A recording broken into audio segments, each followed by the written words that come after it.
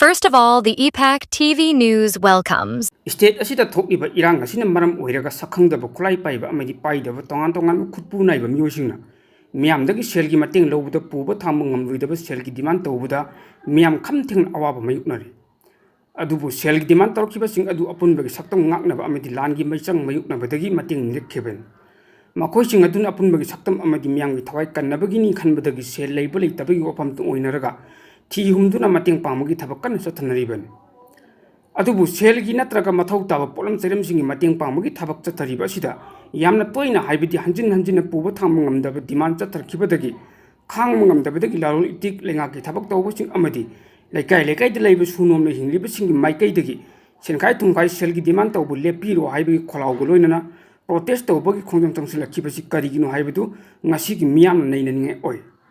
lalama diapun bagi saktam ngakna bagi miyam dagi mating lobo kaide miyam gi makai dagi angamba mating pibida harau no lofam thoe adubu mating lobagi mingda puba thamang ngamdaba demand tawba tarabadi madu namfu afugi machat oi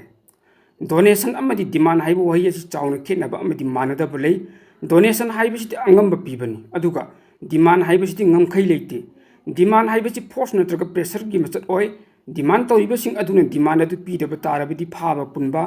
aki akhang pibadagi hendoktuna sibagi cherak phawba pibagi thawong phawbu chathrappa matamda puba thamang ngamdabadagi selgi demand tawiba sing adu terrorism saklon lor e matang asida yamna nainaninga oibadi revolutionary ningtam ihogi violence method ka terrorism gi violence ani gi thabak thawong sing iman manab oi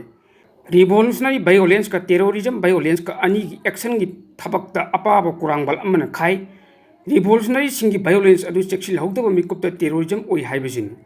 Manipur ki mangkraba maningtam hanjin hangani haibagi pandamda khulai paiba ningtam la lau chathariba singbo laingakna lona yadaba lupni haina lauthokraba singna miyamgi matingdagi apamba pandam phangnanabagi lambida ayit apan piandaba mathau tai kariguma miyamgi pamdaba amadi yaningdaba maikeida khong thangdun aki yakhang pibagi thabak chathaklabadi makhoidagi miyamna latna leyakpa matamda kari phibam oirakadagi haibadu nainefam thoki matang asida yamna nainaninga oiribadi revolutionary singi mapani haina launariba China gi Mausie tungna miyamna isingni yawloi singna ngani hiram kiba adugi nungi oibu wan thok karino haibadu nainabag loinana lumna lofam thoki loinana marxism amadi leninism na yawolgi matangda revolutionary singdi miyambu makeup thokhanduna lamjing bangaktani haiba ihogi maipakpagi tanjadi sui nomliba lawmi simi miyamna mangdil tharpa matamda yawol ihogi maipakpagi tanja adu laklabani hiram kiba adu kaukthokpam thokti haibisin Manipur ki mangkraba maningtam hanjin hangani haibagi damak khulai paiba lupsing chengkum chawbagum masing thingamdan songthorakhiba amadi lupki mateng masel ki makta mache tanrakpa faction tananabagi thodokchina amukke hena miyamna karam la lupsing da thajaba thamgadawribagi haibagi langtakna wang leitabunate chairak asida sakhangdaba khulai paiba sing marktagi senkhai tungkhai amadi puba thamang ngamdaba selgi demand sing tawba amadi senthawbomgi chaitheng mayuknabagi chang khamten wangkhalakkhibagi mayokta Miam markte kholaw amadi protest tawlibasing asi kanagi maral no haibisini yawoloi singdi tola taraba nayat sudak pirapa maningtamna hingba ngamjadraba suri nomlibasinggi marukni haibadu khangna chatrabadi miam gidamak tawjariba punamak khangtapta mangkibasi yai revolutionary violence amadi terrorism violence ani gi action iman manabana